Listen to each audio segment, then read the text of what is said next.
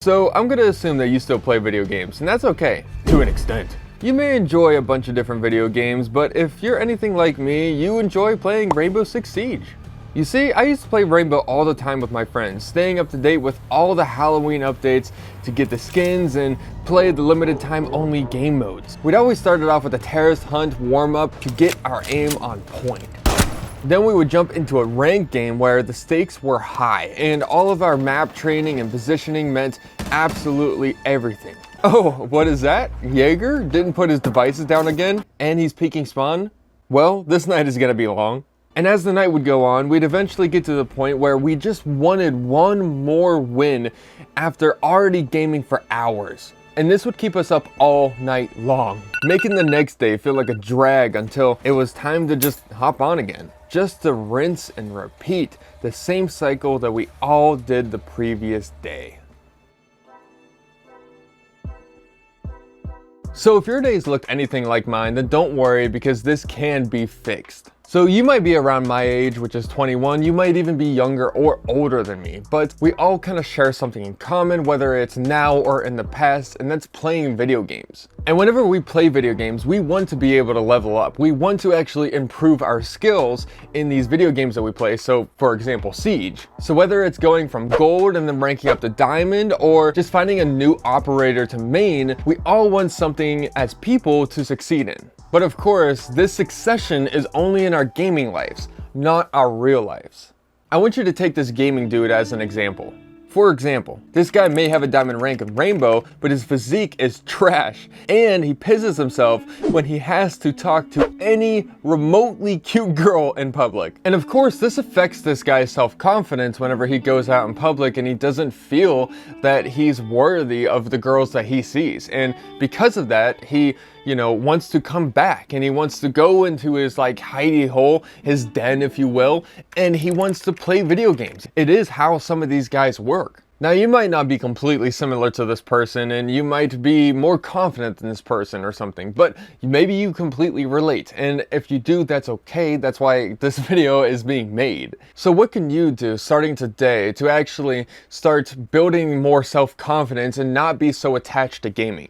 It's actually really simple. All you have to do is begin new hobbies and work. And some of the things that you could do is literally go to the gym or go on a run, or you could have 1 hour of uninterrupted painting or drawing. You could write one chapter for the book idea you have, or you could even do what I'm doing right now and literally film a video and edit it and upload it to YouTube because you want to be a YouTuber. So of course you might be like, oh, I don't feel motivated. I don't know how to do this. Well, don't worry, you already know how to do it actually. You've literally done it before, you just didn't realize it. So I'm gonna give you guys this example because it'll kind of make a little bit more sense. Remember whenever I said that I did terrorist hunts before I would hop into a ranked game? Think of it this way. It's the same as doing a very short walk for 5 minutes before you do a workout. With most things that we do, especially in gaming, is we start with something small as a warm-up, and then sometimes we'll build it up to that big thing that we need to do.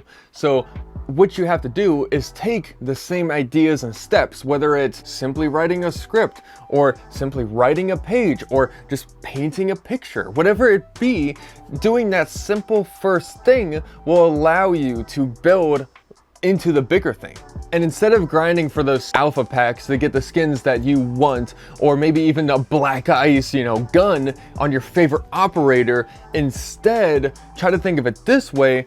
You're going to grind in order to cut off that body fat percentage, or you're trying to, lose some weight, or maybe you're trying to build some muscle, and then reward yourself by getting yourself a pair of new athletic shoes, or a new t-shirt. And it doesn't even have to be anything crazy. You could literally go to Plato's Closet or even go to eBay and get a used pair of shoes. Really what you're doing is just creating a reward system the same way that Rainbow Six does for you.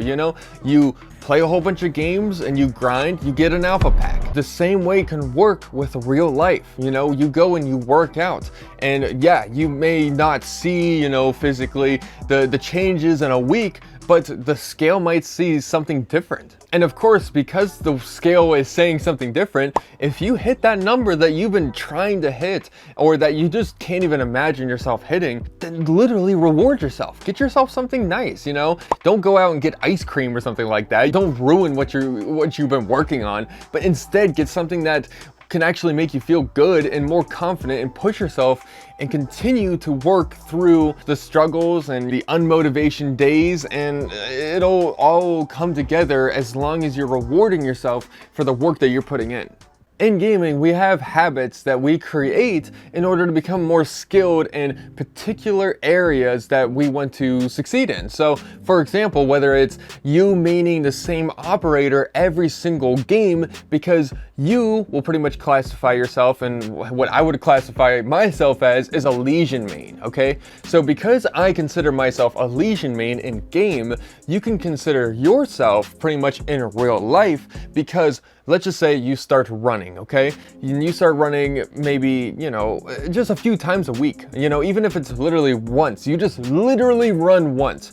You are now classifying yourself as a runner, okay? And you will become a more skilled runner every single time you go out to run. And the same works with writing, okay? Let's just say you want to become a better writer. If you write a page a day or just a page today, you will become a writer. So what you have to do is kind of do the same thing that I was explaining with Rainbow Six. I'm a Legion main, okay? But I'm also a runner, because you know what I did today? I ran. I know it sounds like really stupidly simple, but I put it on this level simply because it's so much easier to understand, in my opinion, because this is the way that I wish that I would have been explained whenever I was literally like gaming like 10 hours a day. I would literally put off like peeing and like eating. I'd put off my sleep. I would just pretty much do nothing but gaming, because it was the only thing that I enjoyed. But like nowadays, I realize that I can enjoy so much more in life if I just like literally put in some discipline, and you know, it makes it feel more rewarding to do things like video games. Whenever you go out and you hit a run, or you hit a workout, or you know, you work on, you know, your hobby, or you know, even if it's like schoolwork or whatever, and just kind of just doing something that's difficult first and then rewarding yourself after.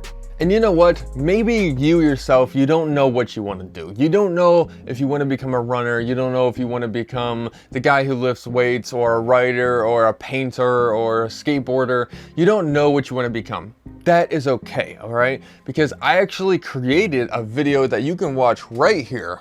Whoa, this video is pretty much a great way for you to understand how hobbies work, what kind of hobbies are attractive, and honestly, just kind of the fundamentals of hobbies. And I just really broke it down in a very simple way that I think you could understand, and hopefully this video will help you tremendously. So definitely check it out if you haven't already. Subscribe and like if you haven't already, and find the fire within you. Stay Diablo.